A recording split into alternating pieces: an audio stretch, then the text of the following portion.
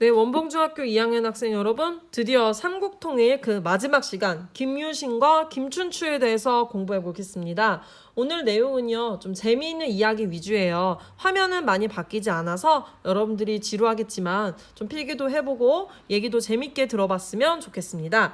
교과서는 몇 쪽이냐면요, 지금 86쪽부터 계속 하는 거거든요. 86, 87, 88, 89. 근데 교과서에 안 나오는 얘기예요, 대부분. 그러니까 여러분들이 한번 보세요. 자, 일단 두 명 인물 써놨어요, 선생님이. 김유신과 김춘추예요. 이 둘의 관계부터 한번 먼저 볼까요? 김유신은요, 김해김 씨예요. 김해김 씨 뭐예요, 여러분? 김해김 씨 있죠, 여러분들? 바로 신라 금관가야. 김수로의 후손이에요. 금관가의 마지막 왕 구영왕은요, 신라 버풍왕이 금관가를 멸망시킬 때 항복을 했어요. 항복을 해버렸어요. 그래서 이 구영왕은요, 신라에 죽임을 당하지 않고 진골 귀족으로 편입을 해버립니다. 근데 아무래도 출신이 신라 출신이 아니에요. 가야 출신이잖아요. 그러니까 좀 차별을 받았어요. 그러니까 귀족이긴 귀족인데 별로 급을 좀 이렇게 높게 쳐주는 귀족은 아니었던 거죠. 그리고 이 김무력, 그의 아들 김무력은 공을 세워요. 무슨 공을 세우느냐? 관산성 전투에서 기억나시나요? 백제의 성왕을 잡아서 죽여버리는 그런 공을 세워요. 그리고 그의 아들 김서연은 이제 사랑의 도피를 한 인물로 유명해요. 만명부인이라고 하는 왕족이 있었는데 이 왕족과 서로 눈이 맞아가지고 둘이 도망을 갑니다. 아기를 가졌는데 도망을 가요. 그래서 화가 나가지고 이들을 외딴 곳으로 보내버려요. 경주가 수도 서울이면 외딴 곳이 어디겠어요? 경주에서 먼 곳이죠. 그래서 이들이 가는 곳이 어디예요? 충북? 진천이에요. 그래서 이 김유신 같은 경우는 진천에서 태어나서 2살까지 진천에서 살았다고 합니다. 지금 진천군이 뭐 화랑의 고장 이렇게 해서 많이 내세우는데 사실 김유신은 진천에서 실제로 머무른 건 태어나서 2살 때까지밖에 없다는 사실. 근데 이들이 지금 어떻게 연결이 되느냐? 자, 보세요. 김춘추는 신라의 왕족이에요. 김춘추는 경주 김씨겠죠? 버풍왕이 23대 왕이고요. 25대 진지왕의 아들이 용춘이에요. 용춘은 왕이 되지 못했고 그 전에 죽었어요. 근데 왠지는 모르겠지만 남아있지 않아서 왠지는 모르겠지만 진지왕은 성골이었거든요. 근데 용춘은 진골로 떨어졌나 봐요. 강등이 됐어요. 원래 안 그러는데.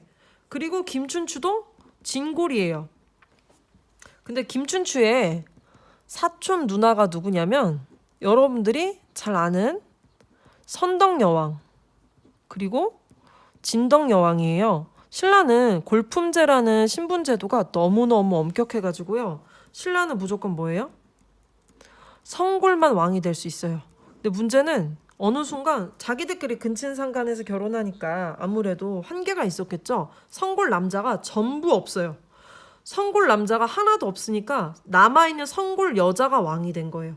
그러니까 신라가 유일하게 여자 왕이 있었던 이유는 선덕여왕, 진덕여왕 여성으로서 인정해서가 아니라 성골이 없어서 성골 여자가 왕이 오른 거예요.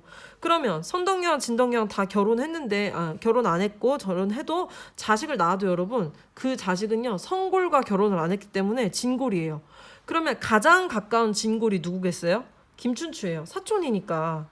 왕족에 그나마 가까운 성골에 가까운 그래서 김춘추가 왕위에 오릅니다. 자, 김유신부터 먼저 선생님이 스토리를 얘기해 줄게요. 김유신은요. 이 김부식이라는 고려시대 사람이 삼국사기에 열전을 썼는데 열전은 인물에 대한 얘기예요. 근데 이제 이 인물에 대한 얘기가 총 10권이 있거든요. 근데 그중에 무려 3권. 3권이 다 김유신 거예요. 책 3권을 김유신에 대해만 썼어요. 그만큼 가장 비중이 커요. 어떤 왕보다도. 그만큼 김부식이 제일 쳐주는 인물이에요. 근데 거기에 따르면 엄마가요 10달 만에 애를 낳아야 되는데 20개월, 20개월 걸려서 낳았대요.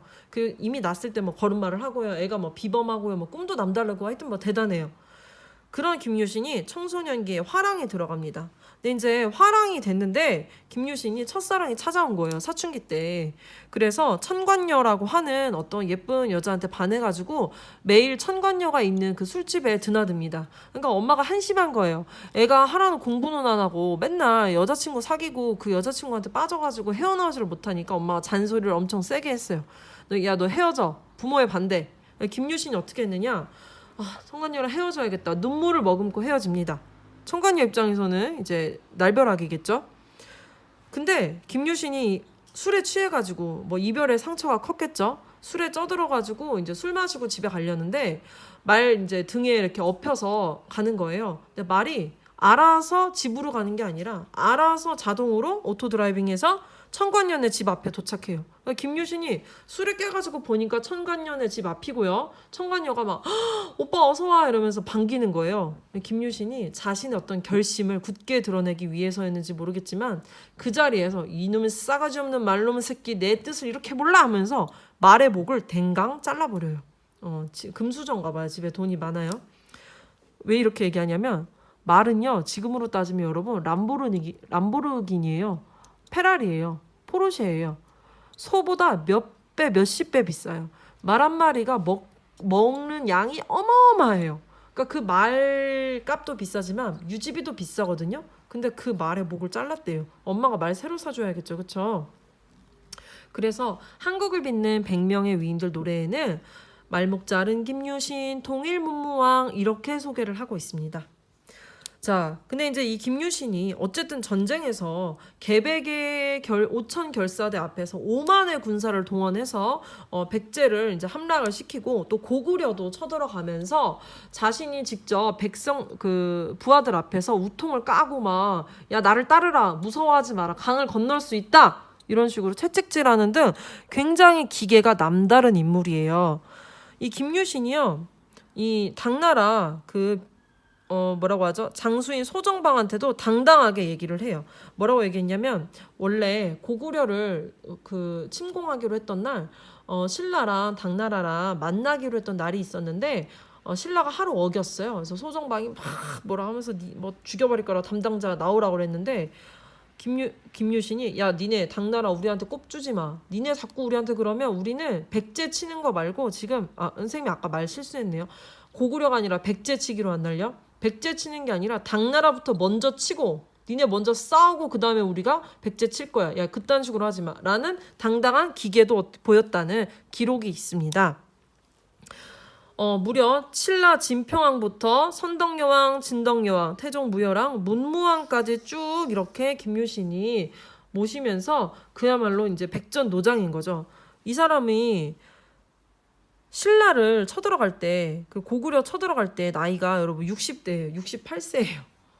그러니까 이미 우리가 잘 아는 이제 뭐 이런 얘기들은 20대 때, 30대 때 젊었을 때 얘기고 선덕여왕, 진덕여왕 때 얘기고 실제로 이 사람이 이제 무열왕과 문무왕과 함께 전쟁의 마지막으로 나가서 그 나라들을 멸망시켰을 때는 이미 노인이었다고 해요. 그럼에도 불구하고 그걸 이끌었던 그 김유신의 기계 대단하죠? 근데 김유신이 전략가예요. 어떤 전략을 짰느냐? 아까 선생님 뭐라고 얘기했느냐? 진골 귀족이기 때문에 근데 가야 출신이에요. 급이 낮아요. 한계가 있어요. 자기가 아무리 잘해도 성공을 못해요. 더 올라갈 수가 없어요. 그러니까 김유신이 결혼 동맹을 맺기로 결심합니다. 김유신이 가만히 봤을 때 선덕여왕 결혼 안 했죠. 진덕여왕 자식 없죠. 다음번 왕은 김춘추가 될 수도 있어. 그러니 미리 내가 김춘추와 혼맥을 맺어야 돼. 라는 결심을 합니다. 자, 김유신과 김춘추가 둘이 같이 축구를 했대요. 근데 김유신이 김춘추의 옷고름을 밟아버립니다. 옷고름이 뚝 떨어지죠. 그럼 이제 짐승남처럼 이렇게 앞섭을 풀어헤치고 다녀야 되니까 김춘추한테 얘기를 합니다. 유신랑 춘추공 우리 집에 갑시다. 여동생이 있는데 꼬매줄 거예요. 그러니까 김춘추가 따라가요. 그때 첫째 동생인 김보이는 부끄러워 못 보겠어 그래요. 그리고 김문희는 오빠 내가 할게요 춘추공 하면서 둘이 연을 맺게 됩니다. 아기를 가져요 먼저. 근데 아기부터 가지는 거예요. 근데 김춘추가 망설여요. 이 사람이. 여학생들 입장에서 보면 나쁜 남자죠. 왜냐면 이 집안이 가야 출신인데 자기 왕이 될 수도 있으니까 처가에서 밀어줘야 되는데 너무 약한 거예요. 망설여요. 그래서 김유신이 무슨 짓을 하느냐?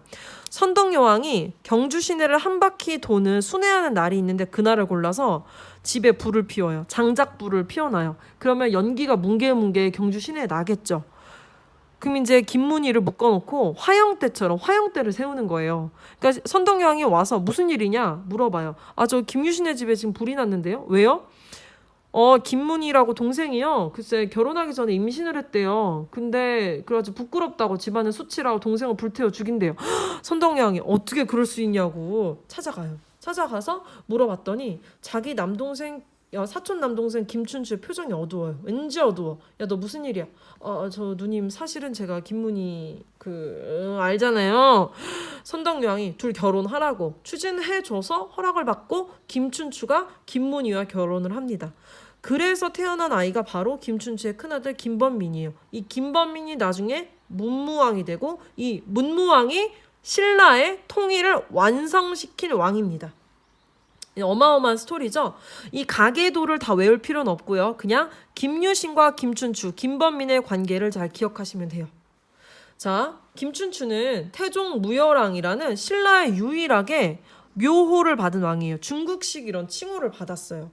태종이란 말이 들어가면 일단 센 왕이에요, 여러분. 나라를 뭔가 새로 만들었다든가 대단한 왕이에요. 태조 왕건, 그리고 조선에는 태조 이성계, 또 태종 이방원이 있듯이 신라에 태종이란 이름이 붙는 유일한 왕이에요. 근데 젊었을 땐 고생을 많이 했죠. 자기가 왕위에서 밀려날 수도 있고요. 또 고구려에 볼모로 또 잡혀가서 연개소문과 단판을 짓기도 해요. 고구려 연개소문이 야, 김춘추 당장 묶거나 얘 가둬, 얘 못 돌아가게 그랬어요. 그래서 누가 김춘추한테 감옥에 있을 때 그 조언을 해줍니다. 토끼와 거북이 얘기하세요 이러면서 조언을 해줘요. 김춘추가 거기서 포인트를 얻어서 연개소문에게 거짓말을 합니다. 제가 신라에 돌아가서요 말을 잘 할게요. 그래서 우리 신라가 그러니까 마치 이제 토끼가 용왕님한테 간을 두고 왔다, 육지에 두고 왔다 거짓말을 했듯이 가서 한강역 돌려달라고 제가 얘기할게요. 믿어주세요. 약속할게요. 증서 쓸게요. 그러고 도망을 나와요. 그러고 당나라로 가서 동맹에 성공을 시키고 백제가 멸망하는 해까지 보고 죽죠. 이 김춘추가.